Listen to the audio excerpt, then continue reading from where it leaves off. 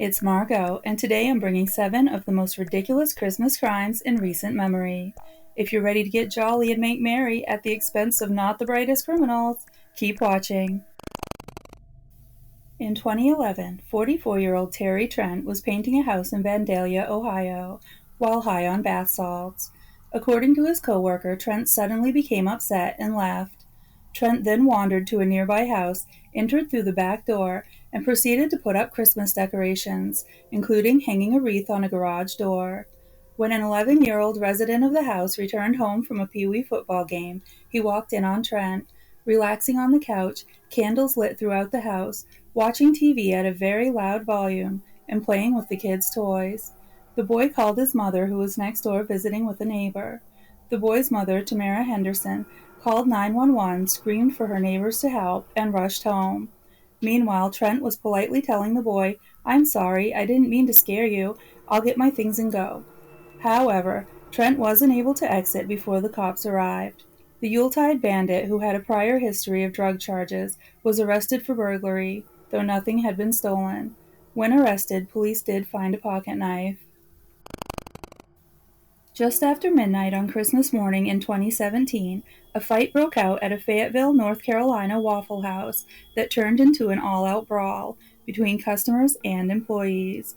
According to police, it all started when 28-year-old Jasmine Jackson was told to leave because of a verbal disturbance, but refused to go. Instead, she chose violence, attacking an employee and damaging property. A witness later stated, "All I really know is the fight broke out over a messed up food order. Next thing I know, ketchup bottles and dishes started flying." Apparently at that point, other people jumped into the fracas, and the entire restaurant was trashed. Another witness said, "I had my headphones in, and next you know, glass just started flying. It was going down up in there." Frantic 911 calls started pouring in from the Waffle House, saying the place was being torn apart, as people in Santa hats tried to break up the fight. In the end, only one person was charged with any crimes. Jasmine Jackson was charged with damage to real property, assault and battery, and simple misdemeanor possession of marijuana. And Waffle House employees had a huge mess to clean up. In 2018, while protesting a Breakfast with Santa event outside of a church in Cleburne, Texas, as one does, I guess, 31-year-old Aaron Urbanski took it upon himself to tell all of the children in attendance that Santa Claus wasn't real. Urbanski was one of 3 protesters that showed up that day, and the only one who refused to leave, accosting parents with shouts of, "Do you let your kids believe in fake Santa, or do they know who Jesus is?"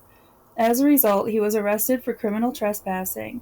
Cleburne Mayor Scott Kane later posted to Facebook saying, "Don't mess with Santa."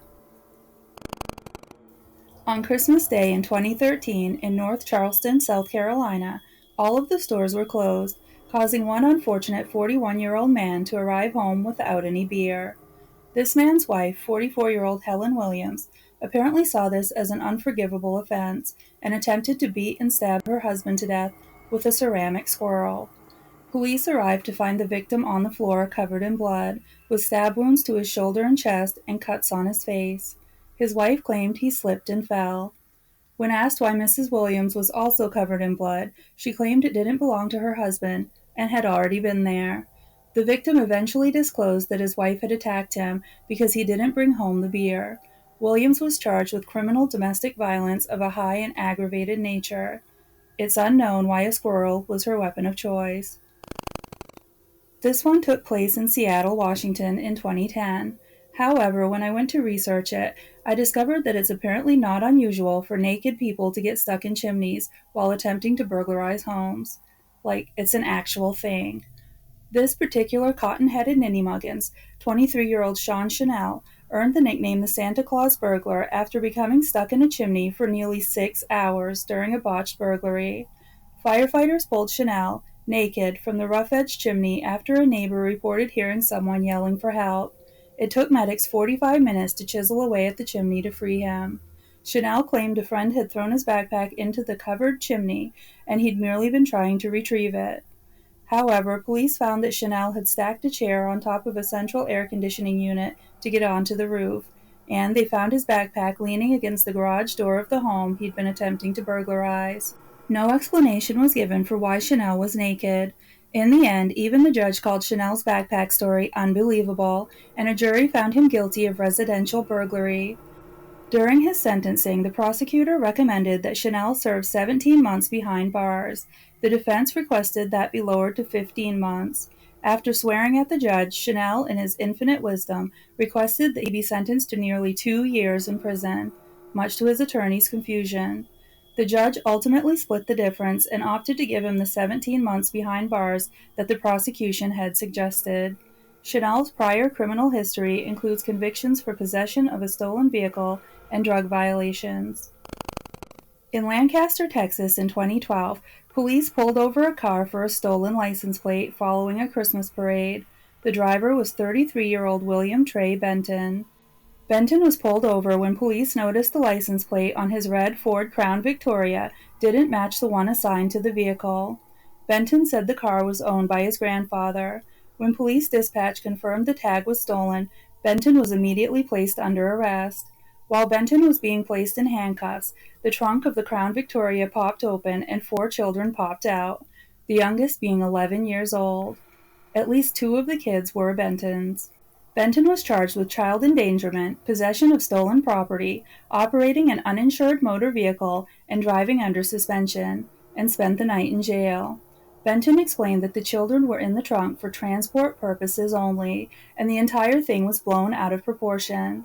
He told the press, "I always take care of my kids. Anybody who knows me knows I've always taken care of my children."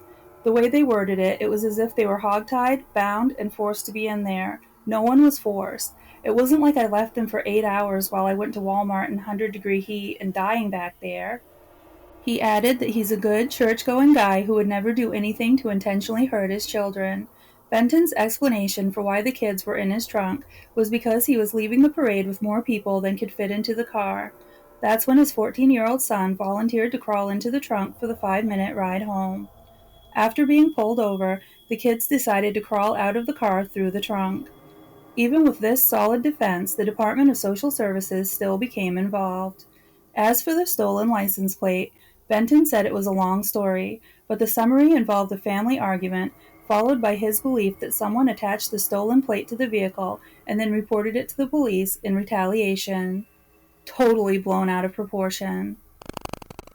In our final ridiculous Christmas crime, the perpetrator was a 12-year-old kid in South Carolina, shortly before Christmas in 2006.